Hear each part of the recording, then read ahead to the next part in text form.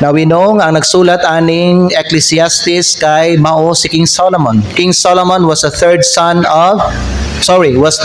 son of King David.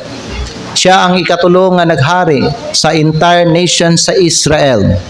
So kaning panahon mga igsoon, bag-o lang si Solomon, it has been said nga si Solomon bag-o lang nakabalik gikan sa iyang pag-backslide. Kaya na backslide man si Solomon tungod sa iyahang pagminyo og daghan nga mga babae.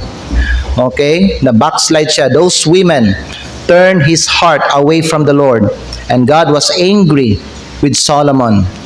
Na mga uban nga mga Bible scholars ginatuuhan nila nga si Solomon kuno dili save. Pero mahigala, it is clear from the scripture that Solomon was a child of God. Amen? O usa sa mga timailhan nga ang tao anak sa Dios kay bisan pa mabackslide siya, mubalik yun na siya sa Dios. So ning balik siya sa Dios. So sa last nga panahon sa iyang kinabuhi diri sa yuta, gisulat niya ning Ecclesiastes. Kaning panahon nga gisulat niya ang Ecclesiastes, tiguwang na si Solomon. Naa na siya diha sa last nga page sa iyahang libro. Unya naghatag siya mga igsoon og mga tambag sa tanan nga mga tao, sa mga dagko ug sa mga bata, sa mga young people tanan.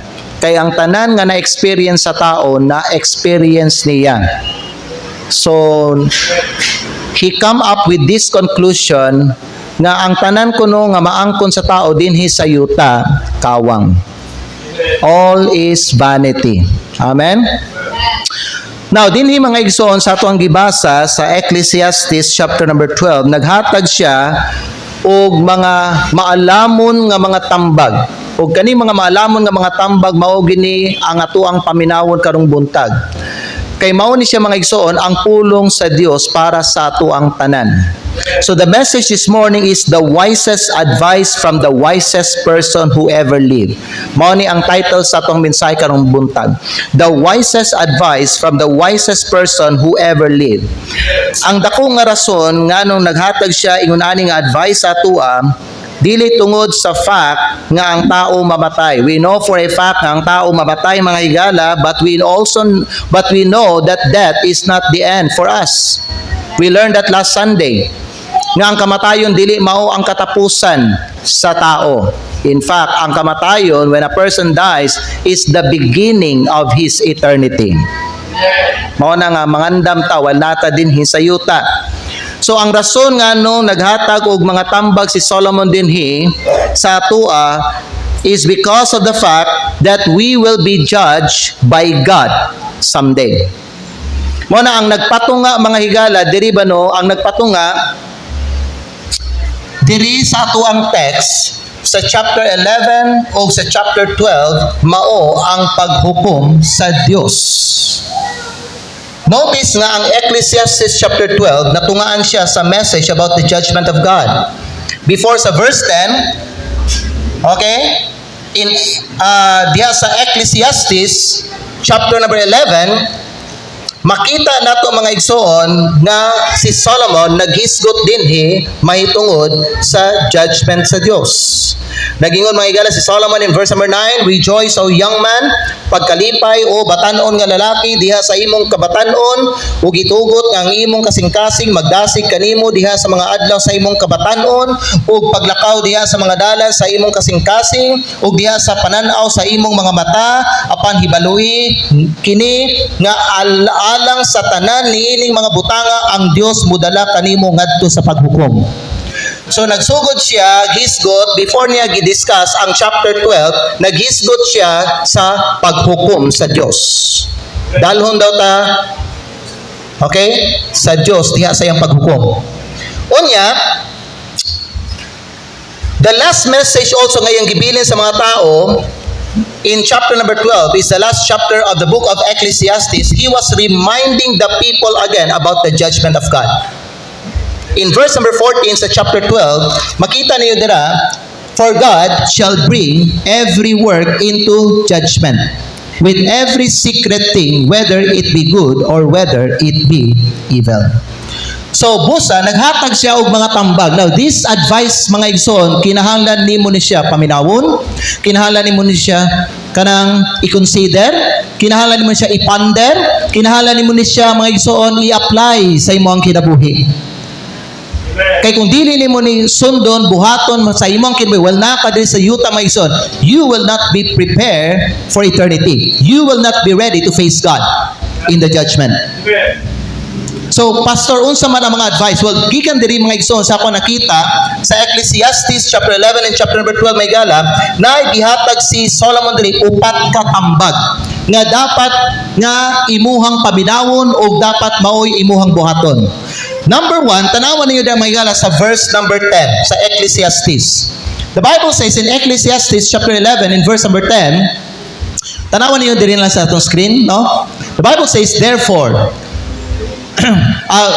verse 9 ta magsugod basa. Okay, verse 9 ta magsugod basa. Okay, the Bible says, rejoice, O young man, in thy youth, and let thy heart cheer thee in the days of thy youth, and walk in the ways of thine heart, and in the sight of thine eyes. But know thou that for all these things God will bring thee into judgment. Next verse. Therefore remove sorrow from thy heart, tanawon sunod, and put away evil from thy flesh, for childhood and youth are vanity. Kaya ba mo unsa ang nakita nako nga truth diha nga gitambag ni Solomon para sa tanan nga mga tao, especially para sa mga young people. Number 1, paminaw mo mga young people, kaya kini para ni siya sa inyo ha. Ang point number 1, ang point dira ni Solomon is samtang batanon ka pa, live right. Pag kinabuhi nga matarong. You know what? Paminaw mo. Gingon ni in verse number 9, balik ko there kay nako ipakita kay wala ni nakita sa mga young people. Gingon din ni Solomon, paglipay kamo batanon, diha sa imong pagkabatanon. Nakibaluta ang kining mga batanon, no, kanang kuan kayo sila, aggressive kayo sila over sa mga daghan nga mga butang. Yes or no? Especially, aggressive sila sa mga butang din sa kalibutan. Curious sila. Gusto nila ma-experience. Tanan nga mga lipay-lipay, kahilayan, tanan nga gusto sa ilang unod, tanan nga gusto sa ilang pagbati, tanan nga mga butang nga gusto sa ilang mata nila, sa ilang pananaw nila, gusto na mahigala sulayan sa mga batanon. O si Solomon, niagi siya pagkabatanon. Kasabot siya sa mga batanon. Kay balo si Solomon unsay weakness sa mga batanon. And so mga higala ingunani kay kadaghanan sa mga batanon gahi o kasing-kasing o kaning ulo dili maminaw, mga higala giingnan ni Solomon ang mga batanon. Sige, rejoice, O young man, in thy youth, and let thy heart cheer thee in the days of thy youth. O paglakaw sa mga dalan diha sa imuhang kasing-kasing, o sa pananaw diha sa imong mga mata. Unsay kanang nindot sa imuhang pananaw, sige, sunda. Unsay ginatambag o ginasulti sa imuhang kasing-kasing, sunda. But know this, giingon ni Solomon, that for all these things God will bring thee into judgment. Sige, buhata unsay gusto nimo buhaton. Unsay kanang ginapitik sa imong kasing-kasing, sunda. Unsay nakita nimo nga maayo sa imong pananaw, sige, sunda. Sunda tanan unsay ginadiktar sa imuhang unod, pero hibaw ini siya kanang tanan nga imong ginabuhat, dalhon ka sa Dios sa iyang paghukom. Amen. Mao na giingon ni Solomon verse number 10 na dahil nakita na ninyo yung people. Giingon dahil ni Solomon diri, busa, remove sorrow from thy heart. Nganong nag-ingon si Solomon, remove sorrow. Kay balo pa mo mga young people, ang sala, paminaw, ang sala kanunay na maghatag kagulanan sa imong kinabuhi. Kung dili ka mag-uol, ayaw pag dinautan. Kung dili ka gusto mag-uol sa kaugmaon, kung dili ka gusto magmahay sa kaugmaon mga igsoon, kinahanglan dili ka magbuhat unsay gusto sa imuhang unod. Remove sorrow from thy heart, kay daghag kaguol nga ma-experience ang mga dautan nga mga tao. Psalms chapter 32 in verse number 10, nag-ingon ang pulong sa Diyos in Psalms 32 verse number 10. Gingon diri mga igsoon, tanawan niyo ang Bible, many sorrows shall be to the young people, many sorrows, daghan kunog mga kaguol diha sa mga dautan. So if you follow your heart, if you follow what your eyes see, kung sundo nimo ang gusto sa imong unod, giingnan ka ni Solomon, walay mo pugong sa imuha. You are free to do all those things. But know this, tanan nga mga ginabuhat nimo, dalhon na tanan sa paghukom. O kung di ka gusto mag-uol, then remove wickedness in your life. Kay ang sala, magbunga siya kanunay o kagulanan. Balik na lang Ecclesiastes chapter 12 para makita sa mga young people. Ecclesiastes chapter 12 in verse number 11. Many sorrows shall... Ecclesiastes chapter 11. Therefore, remove sorrow from thy heart, tanawa, and put away evil from thy flesh. Put away means ipadaplin. Ang dautan, diha sa imuhang unod. Amen ba? Ipalayo yang people ang dautan gikan sa imong unod. Mao gyud ni ang gisulti pod ni Apostle Paul, 2 Corinthians chapter 7 in verse number 1. Young people, giingnan mo ni Apostle Paul. Having therefore these promises, dearly beloved, let us cleanse ourselves from all filthiness of the flesh. Hinluan ako ang atong unod gikan sa mga kahugaw. Limpyuhan nato dili nato ang unod, pero ang atuang espiritu pod gikan sa tanang mga kahugaw. Young people, you are living in a filthy world. This world is not clean. This world is not pure. This world is not godly. This world is very dirty. The Bible says, "Way na ka diri ug batanon ka pa, ayaw hugawi ang imong kinabuhi." Amen. Perfecting holiness in the fear of God. Amen? 2 Timothy chapter 2 verse number 22. The Bible says, 2 Timothy chapter 2 in verse number 22, ang pulong sa Diyos nagingon diri, mga young people, this is for you. Kaya ang gi-address ni Solomon sa Ecclesiastes chapter 11, kamo sa mga young people.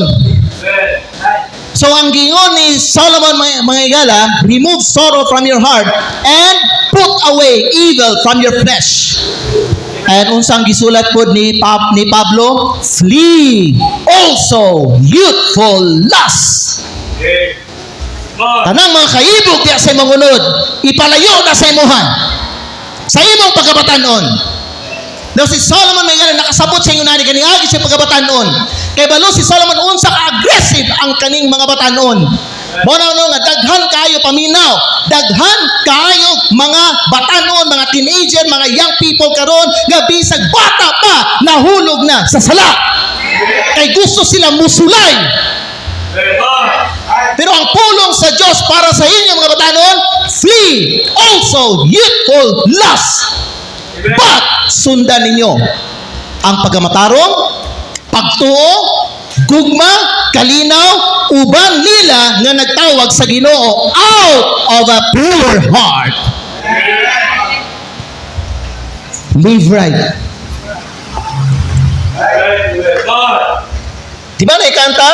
Do right when the stars fall. Do right when the... When the last call, do right. When there's no one else to stand by you, do right.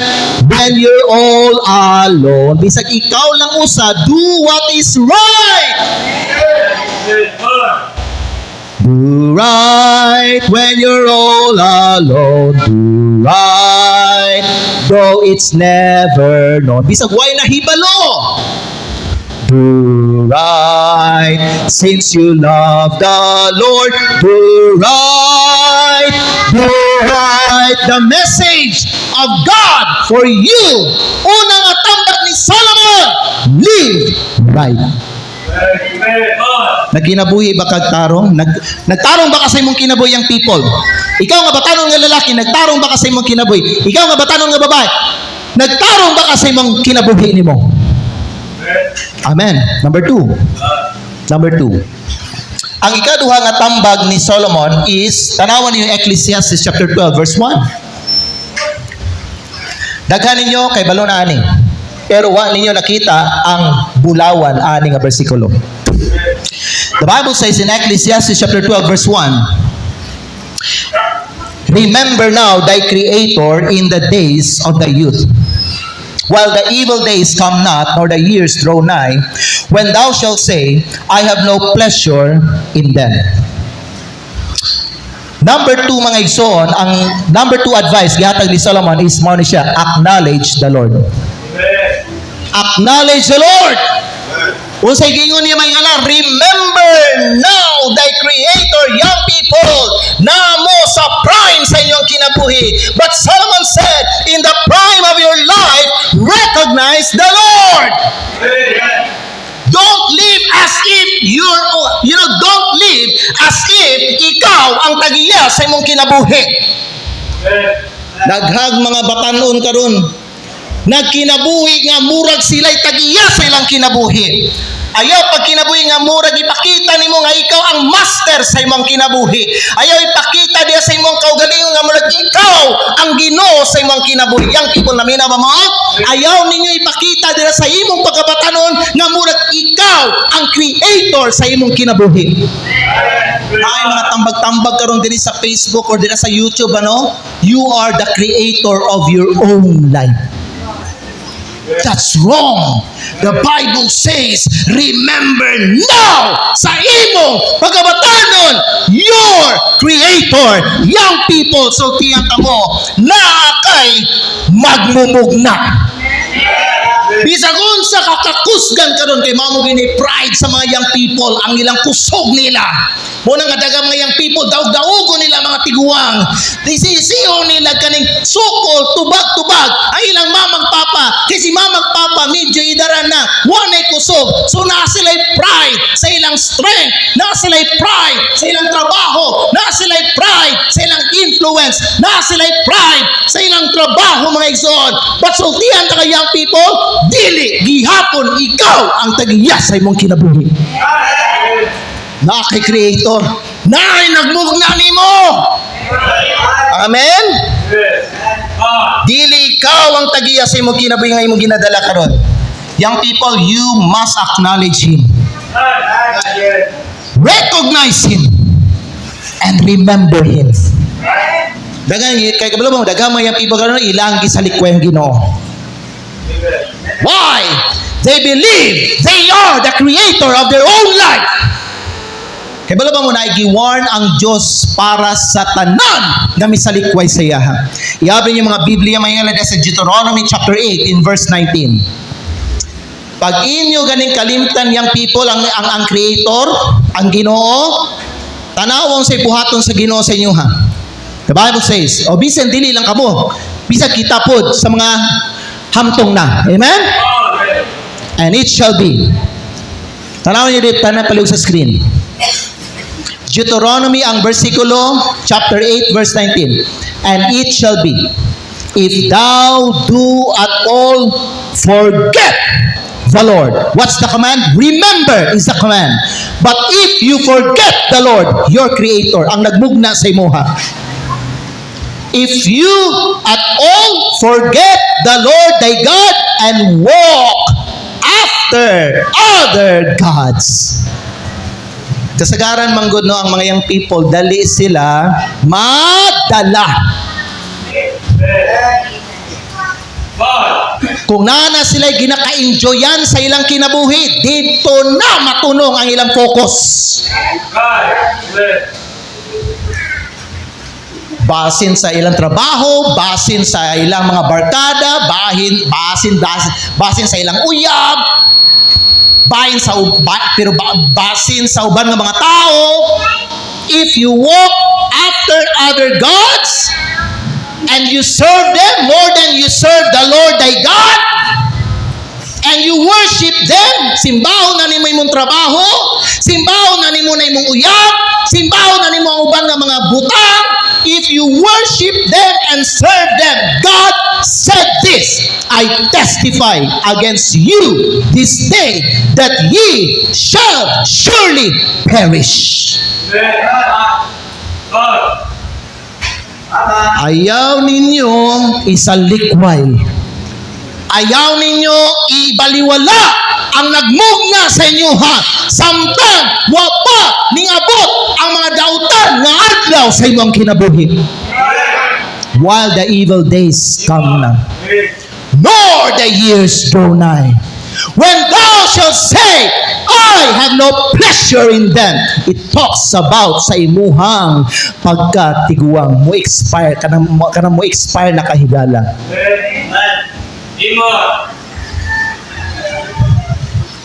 Kay balo baka nga moabot ang adlaw sa imong kinabuhi nga mungit-ngit na imong pananaw. Moabot ang adlaw sa imong kinabuhi nga mangurog na ang imong mga lawas. Mamuti na na imong mga buhok, maupaw na ka, wala kay kusog, dali na ka makuratan, mabako na ka, dili na ka makadagan, dili na ka makatrabaho, mangunot na imong mga panit, matiguan na ka, hangtod, mubalik ka, sabog, tunga sa kagikan.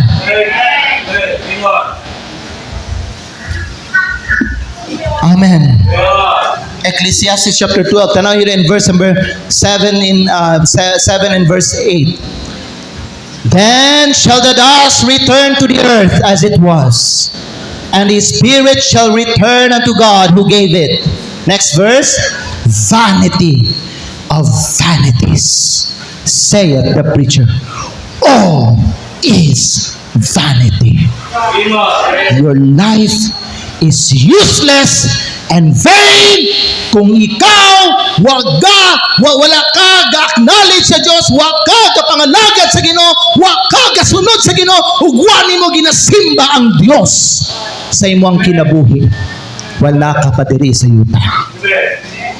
Kung puro lang ka sa imong kaugalingon, kung puro lang ka sa imong career, kung puro lang ka sa imong trabaho, kung puro lang ka sa imong eskwela, kung puro lang ka sa mga laglag, kung puro lang ka mga barkada, kung puro lang ka tanan para sa imong kaugalingon, you consume your time para sa imong kaugalingon, your life is vain. Vanity of vanities, your life is vain. Amen. Kana ang gisulti kaduha. Number 1, live right. Pagtarong sa imong kinabuhi. Young people, ayaw mo nang inom-inom. Young people, ayaw mo nang daotang pakigrelasyon. Young people, ayaw mo ng mga bisyo. Young people, ayaw mo ng mga daotang ng mga barkada. Live right. And number 2, remember, acknowledge the Lord. Remember now in the days of your youth, your Creator. Ikatulong. Tanawan niyo mga igalas, second to the last point nato, verse 9. Ecclesiastes chapter 12, verse number 9. Makita ninyo diri ang gold sa pulong sa Diyos. So, humana siya naghisgot bahin ba no sa kinabuhi sa tao. And then, nasa gidugang. And moreover, dugang pa niini. Because the preacher was wise. Ganong wise siya? Because he was using the word of God. Ang iyang mga tambag gikan sa Ginoo. And because the preacher was wise, he still taught the people knowledge. Yea, he gave good heed and sought out and set in order many proverbs. Gipaminaw niya maayo unsa tong pulong gihatag sa Ginoo sa iyaha. And that became a proverb mo nagisulat diri mga igsoon. Next verse 10.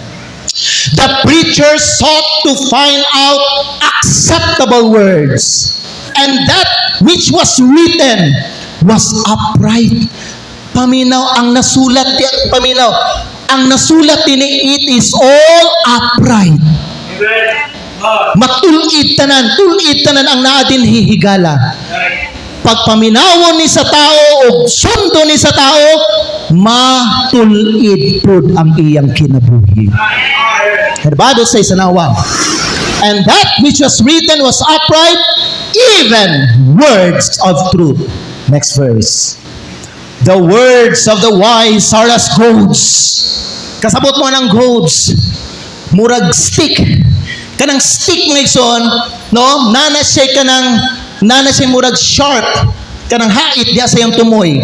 Mo ni ginagamit mga igsoon pangtusok sa lubot diha sa hayop aron ang hayop mutuman siya sa iyahang agalon.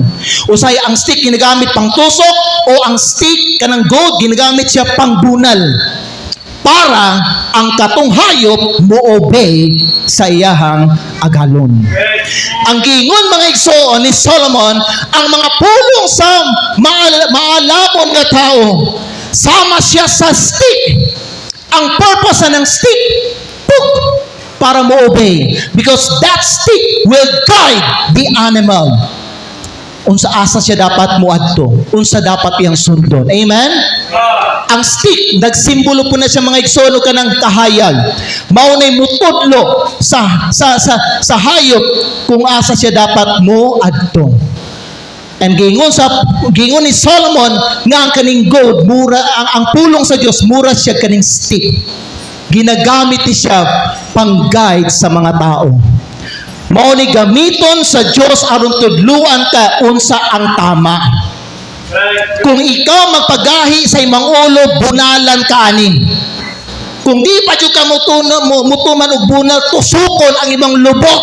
Mo nang uban ninyo nga gahig ulo, mawalihan ka sa pulong sa Dios, maunsa ka masakitan kay nganuman gitusok ka sa Ginoo. Because the words of the wise are as goads and as nails, lansang that is fastened by the master. Mura siya lansang no nga diha sa imuhang hunahunag sa imong kasing-kasing. Amen? Which are given from one shepherd. Kinsa to ang great shepherd? Si Jesucristo. Kinsa ang under shepherd ni Jesucristo? Ang pastor. Unsa yang mensahe para sa mga karnero, ipaabot niya na sa iyang alagad. Mao na ang alagad sa Dios magwali sa inyo ha. Ug ang uban ninyo nga makadungog sa wali, tusokon ka kay nga naman gahi ka og ulo.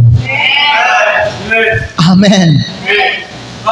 Mura ka gipukpukan og kanang lansang. Gitusok, gibunalan. Amen? Muna kung ikaw mabunalan ka sa pulong sa Diyos, ayaw ninyo likayi ang pulong sa Ginoo. Kay mao na'y trabaho. Amen? Padayon ta, verse 12. Verse 12. And further pa, ani, my son. Unsay gingon nga may galan ni Solomon, be admonished. Kaya ba mo unsa ni admonish? Pagpatambag. Kung tudluan ka, walihan ka, pahimangnuan ka, warningan ka, the Bible says, pagpatambag. Kaya bala mo mga dili sa yun magtuon. Giingon na ni Solomon, of making many books there is no end, and much study is a weariness of the flesh. Amen. Mo nakita magsimba ta di pag nato paminawon ang preaching, di pag nato paminawon ang pulong sa Ginoo. Hoy, sultian ta mo mga igsoon, di biya lalim magtuon. Di biya lalim kanang mangalot ka, kaluton nimo mga igsoon ang katong bulawan nga gitago sa Ginoo, diha ilalom sa yuta para makuha lang sa magwawali sa iyang alagad ang katong kamaturan nga gusto itudlo o ihatag sa Ginoo para sa iyang mga katawhan. Dili lalim. Mo na ikaw, pag magsimba ka, walihan ka, tudluan ka, pahimangnuan ka, tambagan ka, the Bible says, pagpatambag, be admonished, my son. Ang ikatulong nga point, mga igala, gi-advise ni Solomon is mo siya. Don't be arrogant, be teachable. Amen? Ayaw pagpagarbo. Ayaw pagpagahi-gahi sa imo ang ulo. Ayaw pagpagahi sa imo ang kasing-kasing. Don't be arrogant.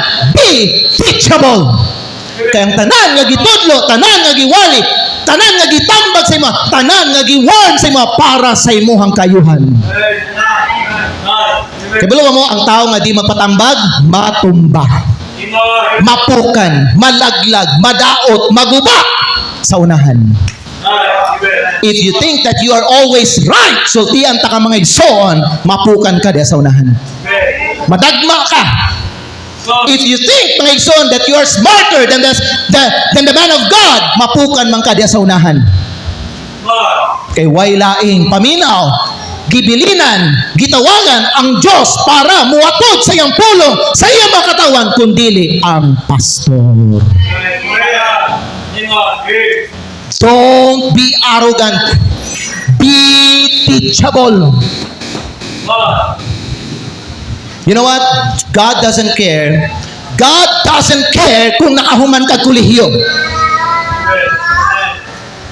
God doesn't care unsay mga achievements nimo.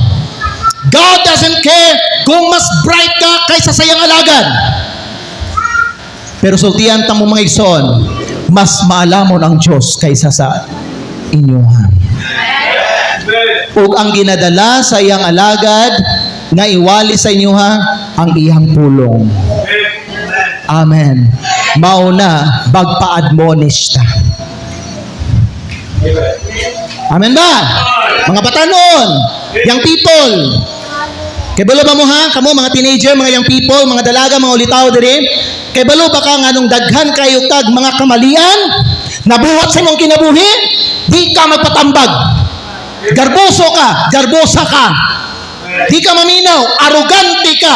Di ka teachable. You want to do things your way. Gusto mo ikaw ang matuman, ikaw ang masunod. Sige, giinan ka ni Solomon. Sige, sunda. Sunda sa ginapitik sa imong kasing-kasing. Sunda sa nakita ni mga maayo sa imong pananaw. Sunda sa mga kaibog sa imong ulod. Sa unahan, matumba ka, mahulog ka sa sala, mahulog ka sa tentasyon, mapukan ka. Amen. Unya magmahay ka.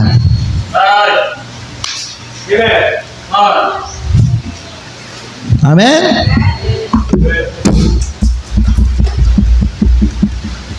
Nga diha na ka na magmahay ang tao, diha na din siya magpaluy-luoy. Diha padayon siya magpaubos sa iyang kaugalingon. Diha padayon niya i-acknowledge ang iyahang mamagpapa.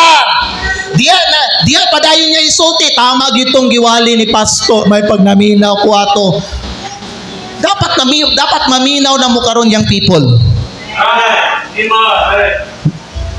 Naminaw mo? Ha, kamo mga dalaga, naminaw mo? Kamo mga ulito, naminaw ba mo sa pulong sa Diyos? Ayaw mo pag-act na mura kag sikinsa o mura kag bright.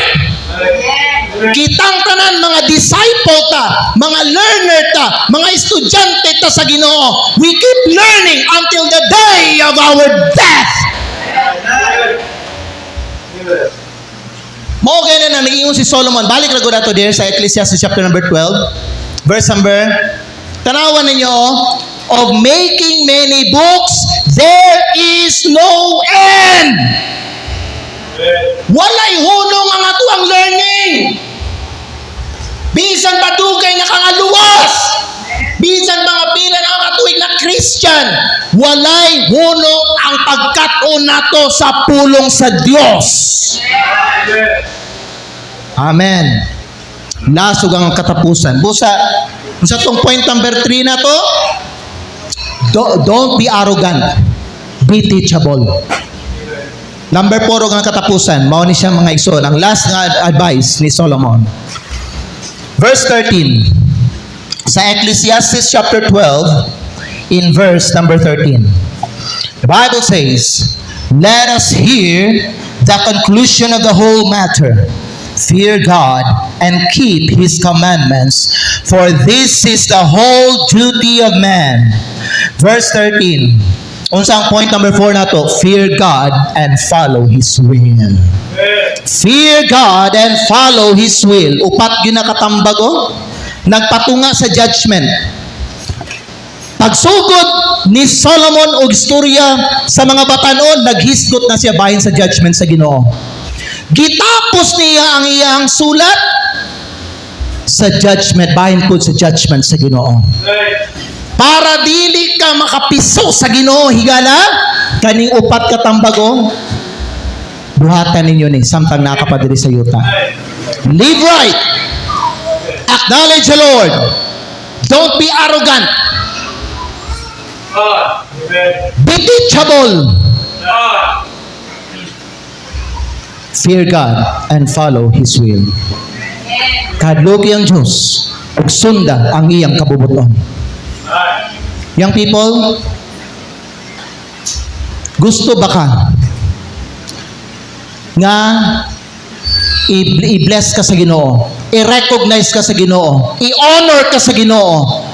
Saad lang ahukman kaniya sa imong mga adlaw diri sa yuta, kadloki siya ug sunda ang iyang kabubuton. Don't be tempted to follow your will. Don't be tempted to follow the ways of the world. He said, follow the will of God. Kaya balo na mo yung people sa will ni God para sa inyo, ha? Fear God and keep His commandments.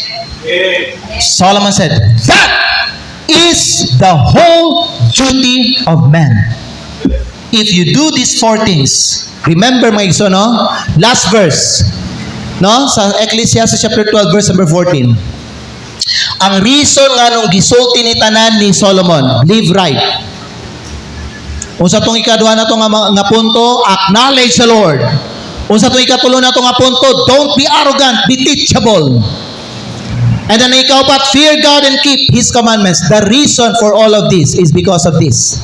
Verse 14, for God shall bring every work. Point 1 na to, that's work. Live right. If you live wrong, if you live wickedly, paminaw, remember, God will bring your work into judgment. Amen?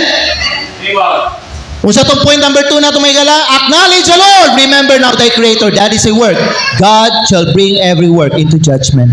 Unsa to ikatulog, be teachable. Pagpatambag. You know, I wonder na yung mga young people, dili ka mga yung tambag. Dito ka mga yung tambag sa mga tao nga daot o huna-huna. Walay mga lalaki, babae diri nagapangayog advice about, nagapangayog advice about courtship, about marriage. Walay mga young people diri. And no wonder na ay mga young people diri sa atong simbahan na hulog sa dautan nga pakigrelasyon. You never see counsel about courtship and marriage. Mga babae, wag ka nagapangitambag kay Ma'am Dominic. Kamo mga lalaki, wag mo, ambot way lalaki, mga batano din, nangayo jud kag tambag kay pastor unsa may maayo. Kung musulod ko sa ingon ani. Mao na pamina mo yang people, ha. Kanang mga ginapanguyabang ninyo puros dili tama. Amen. Hello. Unya sa unahan, mapandol ka, mahulog ka sa tentasyon, mahulog ka sa sala. Yan naman, arrogant ka. Taas ka pagtanaw sa imong kaugalingon. Di ka teachable. Tudluan ka, pahimangnuan ka, tambagan ka, di ka magpatambag. Solomon said, be admonished. Pagpatambag. Amen. Kabalo mo say prayer na ako diri sa atong simbahan. Ang prayer na ako diri sa atong simbahan nga na ako ang pinakauna nga kasno na ako diri sa atong simbahan kanang virgin cute nga lalaki o babae nga baptist nga Kristohanon.